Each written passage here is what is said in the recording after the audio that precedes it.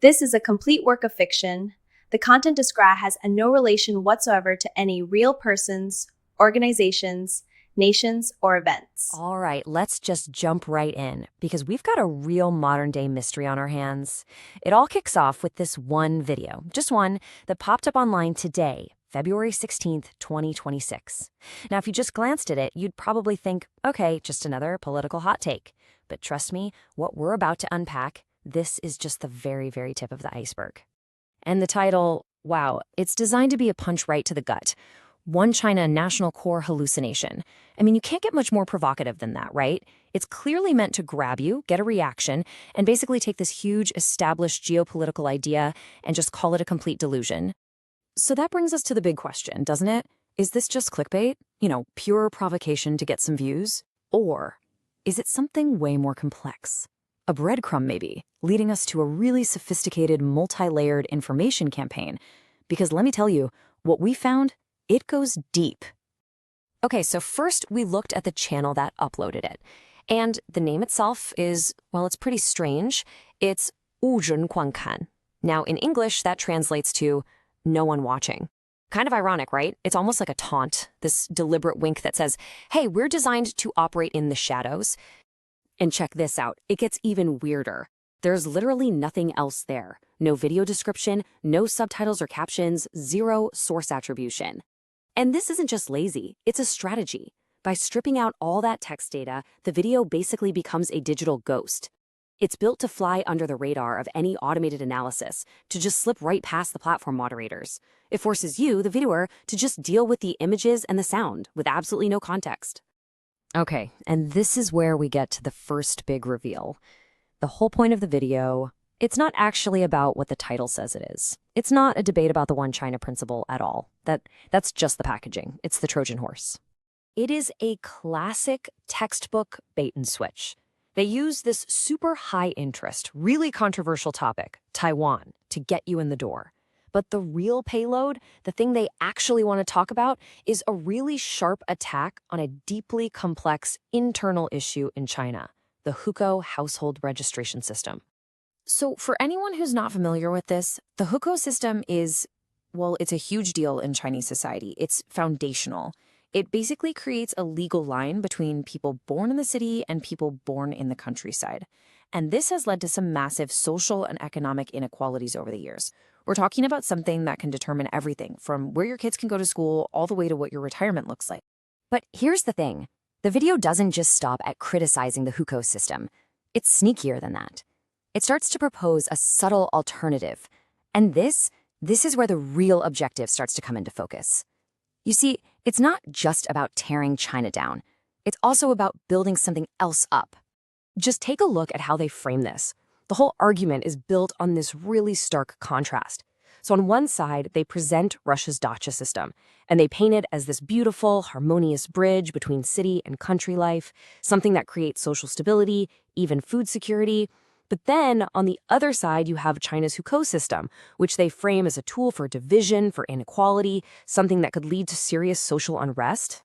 But you gotta notice the technique here. It's so clever. It's not like they're just coming out and saying, Russia's great. That would be way too obvious, right? No, it's a much more subtle game. It's about building up this perception of one model, Russia's, as stable and harmonious, simply by hammering away at the flaws of its competitor. So you have to ask yourself, why? Why go to all this trouble? Why create something so sophisticated, so layered? Well, the answer has nothing to do with a domestic debate in China. It's about a global power struggle. And this is key. The real target audience for this video probably isn't you or me in the West. No, this message is aimed squarely at the leaders, the elites, inside the BRICS nations and the wider global South. Why? Because those are the exact countries that are right now trying to decide who they're going to partner with for the future. So what you're seeing is a direct shot at China's leadership role. The subtext is crystal clear. How can China possibly lead the rest of the developing world when its own society, its own social model, is so fractured and unstable? But wait, it doesn't stop there. The campaign escalates. Around the same time this first video dropped, a second, totally different video showed up. And this one was targeting a completely different part of our brains. Yeah, this second video is just, It's a crude, offensive parody. It's pure lowbrow stuff. It uses these gross stereotypes to go after the civility of Chinese people. It's such a massive contrast to that first video's pseudo-intellectual tone.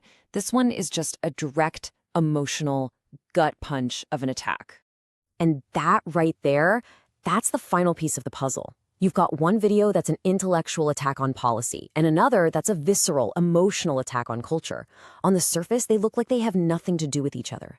But when you realize how they work together, that's when you see how truly sophisticated this whole campaign is. So let's put it all together. What are we looking at? This isn't just two random videos. This is a coordinated, two-front information war. It's a classic pincer movement, designed to hit a target from two different directions at the exact same time. And here's how that strategy plays out. Video number 1, the intellectual attack. That's aimed at the minds of policymakers and global leaders. It uses social critique to make its point. Then you have video number 2, the emotional attack. That's aimed straight for the hearts and the guts of the general public, using mockery and stereotypes. The goal? To plant two very powerful ideas in people's heads. One, that China is internally unstable. And two, that China is culturally uncivilized. So the big takeaway here is this. This isn't just random online trolling. By attacking China's government policies and its cultural image at the same time, the whole point is to make Russia look better by comparison, to make Russia seem like the more stable, the more civilized, and ultimately, the more reliable partner for all those nations in the global south. It's a quiet but intense battle for influence on a global scale. And all of this leaves us with a pretty heavy question to think about, doesn't it? In this age of nonstop information war, how many of the arguments we see online every single day, the ones designed to make us angry or make us afraid, are actually about what they say they're about? It's something we should probably all keep in mind. Welcome back to the Deep Dive. It's February 16th, 2026. Today, we are looking at a stack of sources that honestly feel like they shouldn't exist in the same universe. Not at all. Let alone in the same briefing. We've got this one YouTube video. The title is so dry, it sounds like a dissertation. One China, National Core Hallucination. And right next to it, we have something called, well, the Pooping Republic of China. It's pretty jarring mix, right? You'd be forgiven for thinking our research team just fell down a very weird internet rabbit hole. I definitely had that thought. I mean, on one hand, you've got this high-level political theory. Yeah. And on the other, it's just literal toilet humor. But the analysis suggests these are not just random trolls venting online. You're telling me these are actually connected. They are very connected. Like components of a military-grade strategy. If you look past the surface, past the weird titles and the shock value, what we're seeing is a textbook example of modern cognitive warfare. And the really scary part isn't the videos themselves, it's who appears to be behind them. The breadcrumbs in these sources, they don't lead to Washington or Tokyo. Where do they lead? They lead to Moscow. That makes zero sense on paper. I mean, Russia and China are supposed to be the new limits partnership. The twin killers of the BRICS alliance, yeah. So why would Russia be funding videos that make China look, well, disgusting? And that's really the big question we need to unpack today. The sources argue this is a Dacha versus Hukou strategy. Dacha versus Hukou. It's a way for Russia to quietly stab China in the back while, smiling for the cameras, all to prove to the rest of the world that they are the civilized superpower and China is just a mess. Wow, okay, that is a massive claim. So we have political hallucinations, we have weaponized bad manners, and Russian potato gardens. Yep. Help me connect these dots. Where do we even start? We start with the trap. Let's look at that first video, the One China National Core Hallucination. Okay. It was uploaded by a channel called No One Watching, or Wu Renguan Khan. Which already feels incredibly cynical. No one watching. Like they know they're operating in the shadows. It is, but think about the title, One China. If you're a policy wonk in Brussels, or a military strategist in New Delhi, or just someone who follows the news, what does One China mean to you? Taiwan. Immediately. The One China policy is the diplomatic bedrock of the whole Taiwan Strait situation. Exactly. If I see that title, I'm assuming I'm about to get a hot take on an invasion or a blockade. That's the bait. It captures a specific high-level audience, but once you click, the video pulls a total Trojan horse maneuver. It mentions Taiwan for maybe 10 seconds, Yeah. and then it pivots hard to China's internal Hukou system. Okay, for the listener who hasn't brushed up on Chinese domestic policy lately, the Hukou is the household registration system, right? Right. Think of it as an internal passport system. It ties your access to social services, healthcare, schools, pension to your place of birth. So if you're born in a rural village but you move to Beijing to work? Yeah. You're basically a second-class citizen in your own country. You live there, but you don't have the rights of a city dweller. So the video baits you with Taiwan, but then switches to talking about internal inequality. That feels like a strange pivot for a warfare campaign. Yeah. Why focus on bureaucracy? Because it targets the legitimacy of the state. It's brilliant, actually. Look at the argument it makes. It's devastatingly specific. Go on. It says that because this system creates a kind of caste system with, about 250 million people effectively marginalized, the very idea of a unified China is a hallucination. Wow. It says, how can you be one nation when you are legally divided into two hostile classes? So it's not just critiquing a policy, it's attacking the very concept of the nation. It's saying, you aren't a socialist paradise, you're a powder keg of class warfare. Precisely. And this uses a tactic in information warfare called reflexive control. We've touched on that before, but maybe we should unpack it again. How's this different? Propaganda tells you what to think. Reflexive control, which is a concept deep in Russian military theory, it guides you to form the conclusion yourself. Okay. It's not just about lying to someone. It's about feeding them information, often true or partially true information, that compels them to make a decision or form a conclusion on their own. So instead of saying China is bad, they show you the Hukou system's unfairness and let you decide China's unstable. Exactly. If I tell you China is unstable, you might argue with me. You'll say, look at their GDP, look at their high-speed rail. Right. But if I show you systemic, structural inequality that looks impossible to fix, you conclude it yourself. And it's much harder to debunk a conclusion you reached on your own. The video frames the rural population as a silent volcano waiting to erupt. That's the phrase, yeah. It's incredibly subtle. It takes a truth, the existence of the Hukou system, and weaponizes it to paint this picture of impending doom. And the target audience for this is not your average YouTuber. No. This is for the intellectuals, the strategists, the people advising governments in Brazil or South Africa, and it plants a seed of doubt. Is China actually stable enough to lead BRICS? Or is their whole internal structure about to collapse? Okay, so that's the intellectual attack. It targets the brain. It makes diplomats and investors worry about stability. Right. But then we have the second prong, and this is where things get visceral. The Pooping Republic video. This is the shift from the political to the cultural. And frankly, from the brain to the gut. I have the notes here, and I have to say, reading the description of this thing felt like a fever dream. It's set in a fictional 2042, where the Chinese government is promoting public defecation as a form of freedom. It's grotesque. It portrays a society that has completely abandoned basic hygiene and social norms, and it claims it's encouraged by the state. The slogans are just insane. YQ, Quonker, and skip the bill, free the will. It's like they took a chaotic street scene and turned it into a national ideology. It's pure shock content. But here's where I struggle. This is so over the top. It's like South Park on acid. Wouldn't most people just see this as a dumb racist joke and move on? Why is this considered warfare? Because it doesn't exist in a vacuum. It weaponizes confirmation bias. So The creators know that you've probably seen the news headlines from earlier this year, January 2026. you mean the real-world incidents? The ones in Thailand and Japan? Exactly. Remember that viral story from Hokkaido last month?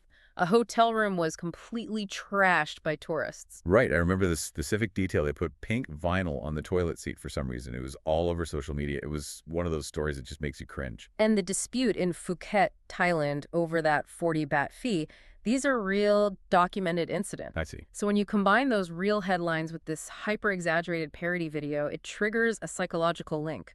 The parody reinforces the ugly tourist stereotype, but dials it up to 11. It effectively dehumanizes the entire population. It takes a few isolated incidents and just blows them up into a national character trait. It does. It paints the nation not just as politically unstable, but culturally uncivilized.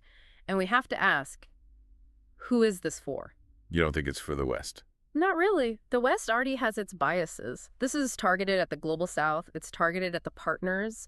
China is trying to woo Brazil, South Africa, Saudi Arabia. Why would Brazil or South Africa care about a gross-out video? These are massive economies with their own issues. It's about status. Think about the psychology of the BRICS alliance. These countries are trying to build a new world order. They want to be seen as the future sophisticated, powerful, civilized. They want a seat at the big table. Right, and nobody wants to sit at the big table if the guy at the head of the table is throwing food. Or, in this case, doing something much worse than throwing food. Exactly. If the leader of your club is successfully branded as uncivilized or chaotic, it devalues the whole club. It creates a yellow peril-style fear, but modernized for 2026. It whispers to the elites in those countries, are you sure you want to follow China? They can't even manage basic manners. They're a mess. It's a brutal wedge to drive into an alliance. It's shaming them by association. It's about civilizational compatibility. That's the core of it. Russia is betting that countries like India, which prides itself on its ancient civilization and rising modernity, will look at this pooping republic narrative and just recoil. It creates a visceral distance. So we have the brain attack, China is politically unstable, and the gut attack, China is culturally gross. Correct. Which brings us to the Dacha strategy. Because if you successfully paint China as the chaotic, unstable, uncivilized option... Who's left standing as the stable alternative? Russia. But this is where I need you to explain the Dacha connection. I know a dacha is a Russian summer cottage, but how does a garden shed compete with the Chinese economy? It seems like apples and oranges. Or, I guess, potatoes and semiconductors. This is the most fascinating part of the source analysis. It suggests an implicit contrast strategy. The videos attack China's Hukou system, which separates urban and rural. And implicitly contrasts it with the Russian dacha system. Okay, so how does the dacha work in this context? Well, in Russia, the connection between the city and the country isn't severed by law, like it is in China. It's integrated. The source highlights some staggering stats. Like what? Something like 80% of Russian households have access to a dacha or a garden plot. They produce a huge percentage of their own food. Huge as in? 92% of potatoes, for instance. Wait, 92% of potatoes are homegrown? That's wildly high. That's not just a hobby, that's a parallel economy. It's food security, sure, but sociologically it's a safety valve. When the city gets too expensive or stressful, a Russian has a place to go. They have a connection to the land. So the urbanite is the rural dweller on the weekends. There's no apartheid between the two, not like the Hukou system creates. I see. So while China is being portrayed as having this rigid, explosive class divide, Russia is signaling. Look at us. We are organic. We are stable. We treat our rural roots with respect. It frames Russia as the civilized guardian of traditional stability. It tells the global south, China is a pressure cooker waiting to explode. We are the solid ground. We have the food, we have the land, and we have the social cohesion. That is incredibly savvy. It turns a garden patch into a geopolitical asset. It's basically saying, we might have sanctions, we might be at war, but our society isn't going to tear itself apart from the inside like China's will. And think about the leaders of the global south. Stability is their #1 currency. They fear revolutions, they fear chaos. Exactly. So by framing China as a source of chaos and Russia as a source of stability, Russia positions itself as the adult in the room of the BRICS alliance. It's a beauty contest for systems of government. And Russia is trying to win by pointing out the other contestants' flaws. Flaws that they are magnifying tenfold through these videos. But I'm still stuck on the alliance part. If Russia's doing this, aren't they shooting themselves in the foot? They need China against the West. They're constantly talking about the Sino-Russian axis. And that is where the third video comes in, the one titled Sino-Russian Hybrid War. Right. This one seemed to contradict the others completely. It shows Russia and China as this terrifying unified bloc. It's full of military hardware, shaking hands, maps turning red. It looks like a promo for World War III. This is the double game. In hybrid war, you don't have one message for everyone. You segment your audience. So who is the Sino-Russian Hybrid War video for? That video is for you. It's for the West. It's for NATO and the Pentagon. To scare us. To inflate Russia's value. By portraying themselves as the inseparable twin of the Chinese superpower, Russia forces the West to treat them as an equal global threat, not just a regional annoyance. So it says, if you mess with us, you mess with China. That's the message to the West. We are best friends. We are powerful. Be afraid. But to the global south, the message via the other videos is, China is a mess, stick with us. Correct. It's a strategy of managing perceptions. They want the West cautious and respectful of their power, but they want the global south doubtful of China's leadership. So they're trying to steal the diplomatic spotlight within the alliance without actually breaking the alliance. It's like a toxic marriage where one partner is constantly bad-mouthing the other to the neighbors to look like the good one. But then they hold hands in public so nobody attacks them. That is a perfect analogy. And it works because of the nature of the information space in 2026. The West sees one algorithmic feed, the Global South sees another. You can run contradictory campaigns at the same time if you target them correctly. It's really utilizing the silos of the internet against us. And against each other. The Russian strategists know that a viewer in Washington will react differently to the Sino-Russian video than a viewer in Brasilia will react to the Pooping Republic video. So let's zoom out. What does this all mean for the listener? We've got these weird videos, potato statistics, toilet humor. What's the bigger lesson here? I think the lesson is about the nature of truth in modern conflict. We're so used to looking for fake news, totally fabricated events. Deep fakes of presidents saying things they never said. Right. But these videos, the underlying facts aren't fake. The Hukou system is real. The hotel trashing in Hokkaido was real. They aren't lying about the facts, they are lying about the context. They're curating partial truths to weaponize your own emotions. This is reflexive control in action. If you find yourself watching a video and feeling sudden disgust or sudden doubt about a nation's stability, you have to pause. And ask yourself. You have to ask, who benefits from me feeling this way right now? That's the key question. Not, is this true? But why am I seeing this right now? And who wins if I believe it? And in this case, the call is coming from inside the house. The person benefiting might be the best friend. It changes how we have to look at international relations. We tend to think of alliances like NATO or BRICS as families. You might bicker, you might have disagreements. But at the end of the day, you defend each other. This suggests something much darker. It feels more like a pit of vipers. It suggests that an alliance is just another theater of operations. You aren't just competing with your enemies, you're competing with your friends for the top spot. For the narrative. Which brings us to a final thought to chew on. Yes. I want the listener to consider this. If an ally can weaponize your internal social structures, like your passport system or your tourists' behavior against you, to steal the diplomatic thunder, does the concept of an alliance in the 21st century really exist?